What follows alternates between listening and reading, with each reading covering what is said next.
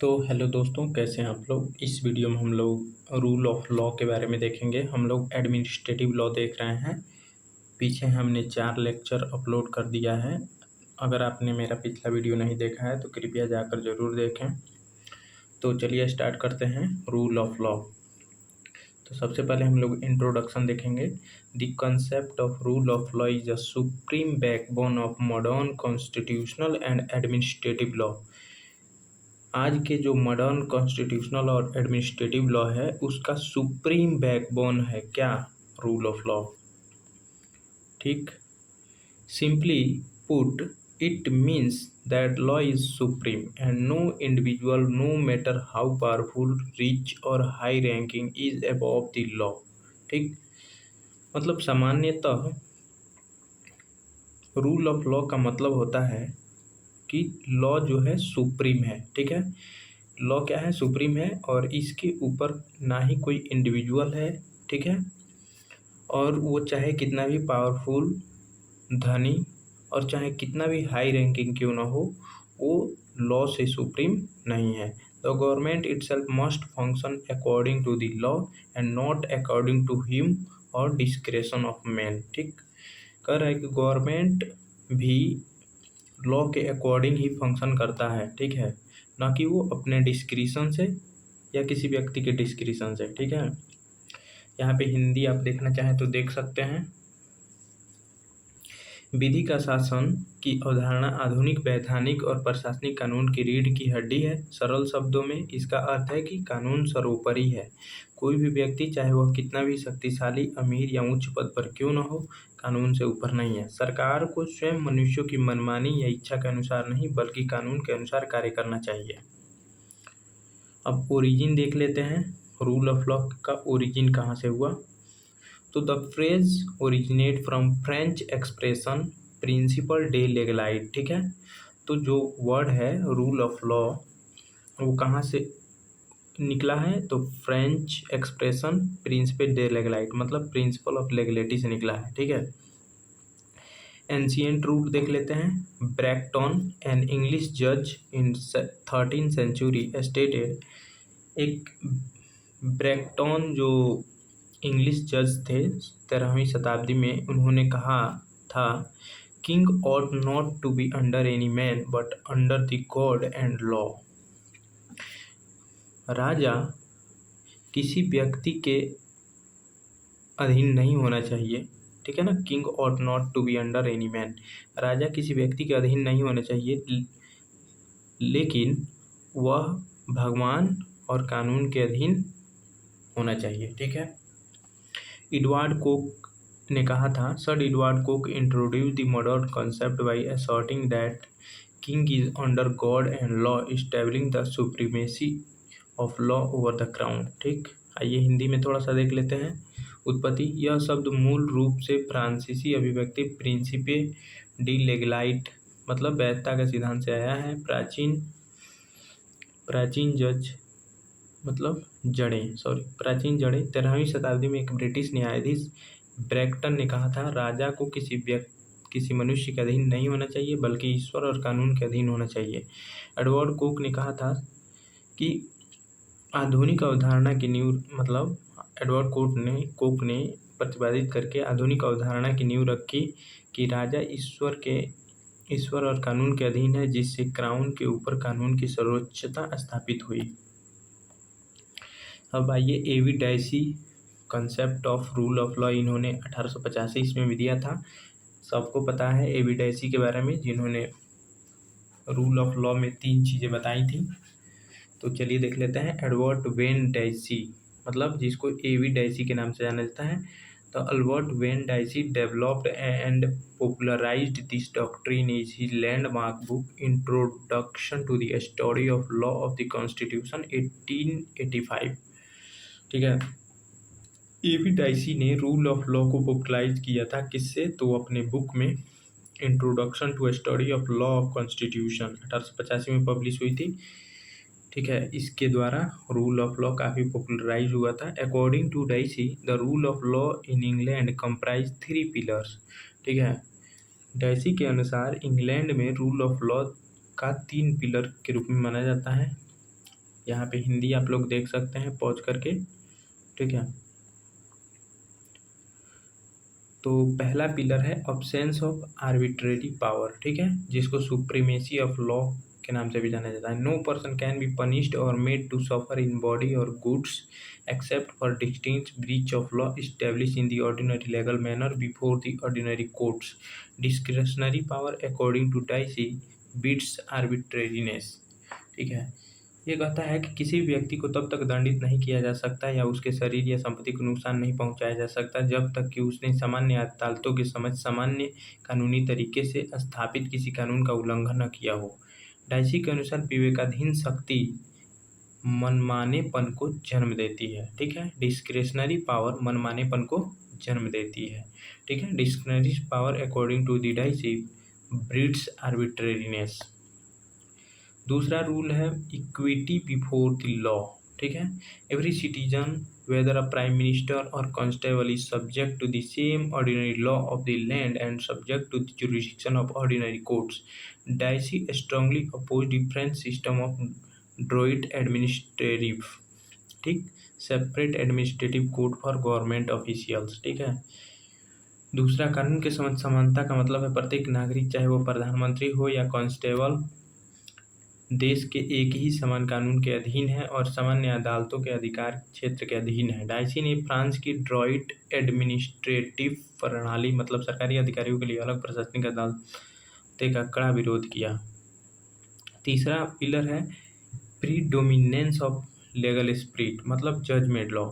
In England individual rights like liberty freedom of speech are not deprived from written constitution but are a result of judicial decision deprived in a ordinary court in a specific cases. The constitution is result of individual right, not yours, ठीक है। कानूनी भावना की प्राथमिकता न्यायाधीशों द्वारा निर्मित कानून।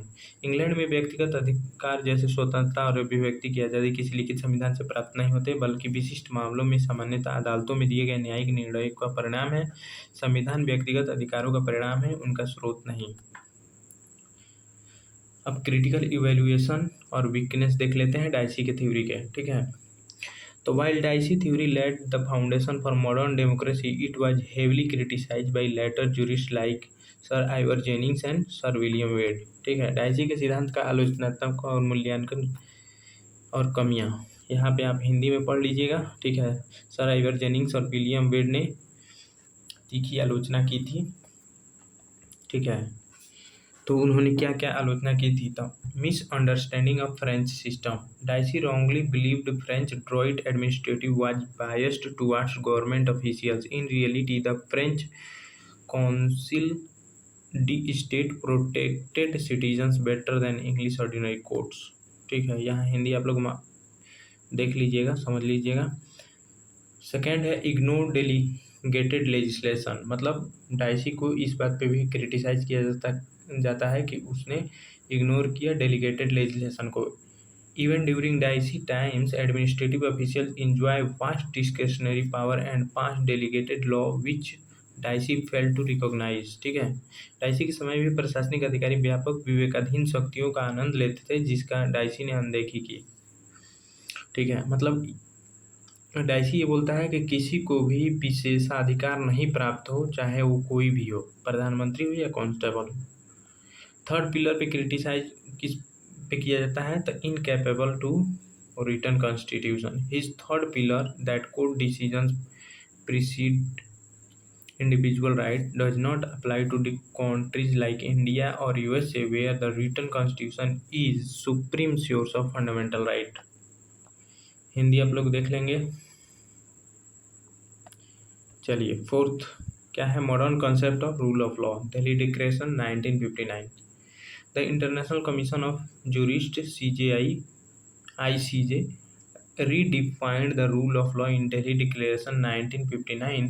It recognized that the rule of law should not just mean absence of arbitrary power but must actively create social, economic, educational and political conditions under which the individual's legitimate aspiration and dignity can be realized in a welfare state।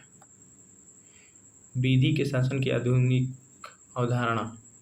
International commission of jurist ने 1959 के दिल्ली घोषणा पत्र में विधि के शासन को नए सिरे से परिभाषित किया। इसने स्वीकार किया कि विधि के शासन का अर्थ केवल मनमानी शक्ति का अभाव नहीं होना चाहिए, बल्कि इसे सक्रिय रूप से ऐसी सामाजिक, आर्थिक, शैक्षणिक और राजनीतिक स्थितियां बनानी चाहिए जिसके तहत एक कल्याणकारी राज्य में व्यक्ति की वैध आकांक्षाओं और गरिमा को साकार किया जा सके।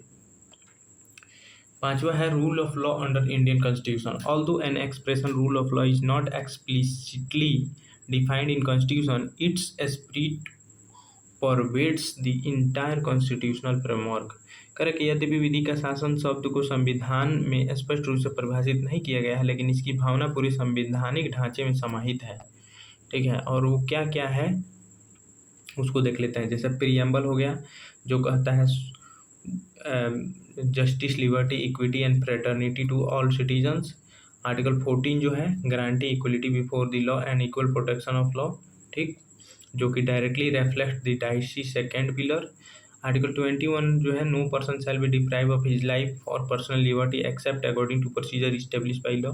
13 जो है any law, ordinance or administrative order that violates fundamental right shall be declared void by judiciary. ठीक है, और अगला है जुडिशियल रिव्यू, जिसके तहत 32 में सुप्रीम कोर्ट, 226 में जो है हाई कोर्ट के पास पावर है, empowers the court to check administrative excesses and enforce the rule of law. ठीक है, अब कुछ लैंडमार्क जजमेंट देख लिया जाता है। ठीक है, जिसमें सबसे पहला है AK गोपालन वर्सेस स्टेट ऑफ मद्रास। ठीक है, इसमें क्या कहा था, supreme court to a literal and narrow view holding that procedure establish by law mean any law passed by parliament regardless of whether it was just or fair, later overruled। बाद में इसे overrule कर दिया गया था। सर्वोच्च न्यायालय ने संकीर्ण दृष्टिकोण को अपनाते हुए माना कि कानून द्वारा स्थापित प्रक्रिया का अर्थ संसद द्वारा पारित कोई भी कानून है, चाहे वह न्याय संगत हो या नहीं। ठीक है, तो इसी बात को बाद में हटा दिया गया। ठीक है, तो एक गोपालन में क्या बोला गया था कि प्रोसीजर इस्टेब्लिश बाई लॉ का मतलब है कि कोई भी लॉ जो पार्लियामेंट पास करे, regardless whether it was just और फेयर, चाहे वो न्याय संगत हो या नहीं हो, अगर वो न्याय कानून द्वारा स्थापित प्रक्रिया अगर संसद द्वारा पारित की गई है तो कानून है। ठीक है, बाद में इसे ओवररूल कर दिया गया था।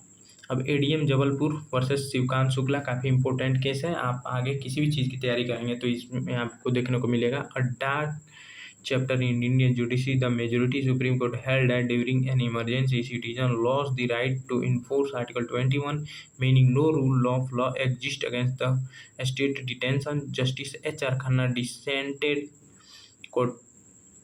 courageously, stating that the rule of law is supreme and Article 21 is not the sole repository of right to life। भारतीय न्यायपालिका का काला अध्याय बहुमत से सर्वोच्च न्यायालय ने माना कि आपातकाल के दौरान नागरिक अनुच्छेद 21 को लागू करने का अधिकार खो देते हैं। Justice H.R. खन्ना ने इसमें साहसपूर्वक असहमति जताते हुए कहा था कि विधि का शासन सर्वोपरि है और अनुच्छेद 21 जीवन के अधिकार का एकमात्र स्रोत नहीं है। ठीक है, मतलब H.R. खन्ना ने डिसेंटिंग ओपिनियन दिया था। ठीक है, और उन्होंने बोला था कि विधि का शासन ही क्या है, सर्वोपरि है। उसके बाद से आता है Maneka Gandhi versus Union of India. ठीक है, the supreme court adopted the modern concept of rule of law. It held that the procedure establish by law under article 21 must be just, fair and reasonable and not arbitrary और oppressive.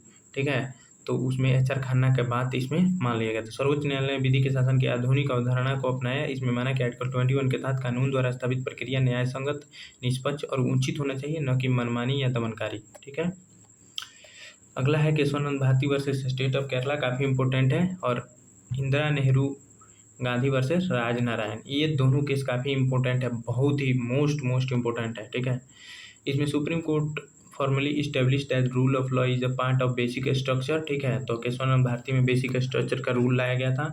Basic structure of the Indian constitution which can not be amended or destroyed even by the constitutional amendment by parliament. ठीक है, तो basic structure में जो बता दिया जाएगा वो चाहे कॉन्स्टिट्यूशनल अमेंडमेंट से या पार्लियामेंट के द्वारा उसे बदला या चेंज या हटाया नहीं जा सकता है। सर्वोच्च न्यायालय ने दृढ़ता से स्थापित किया कि विधि का शासन भारतीय संविधान के मूल ढांचे बेसिक स्ट्रक्चर का एक हिस्सा है, जिसे संसद द्वारा संवैधानिक संशोधन के माध्यम से भी बदला या नष्ट नहीं किया जा सकता है। अब यहाँ पे कंपैरेटिव कुछ चार्ट है क्विक रिवीजन के लिए, यहाँ पे आप लोग देख लीजिएगा, ठीक है। सो थैंक्स फॉर वाचिंग, मिलते हैं नेक्स्ट वीडियो में। अगला में हम लोग का टॉपिक रहेगा doctrine of separation of power, शक्तियों के पृथक्करण का सिद्धांत, ठीक है। सो अगला वीडियो जरूर देखिएगा, ये हमारा 6ठा लेक्चर होगा। सो थैंक्स फॉर वाचिंग, मिलते हैं नेक्स्ट वीडियो में।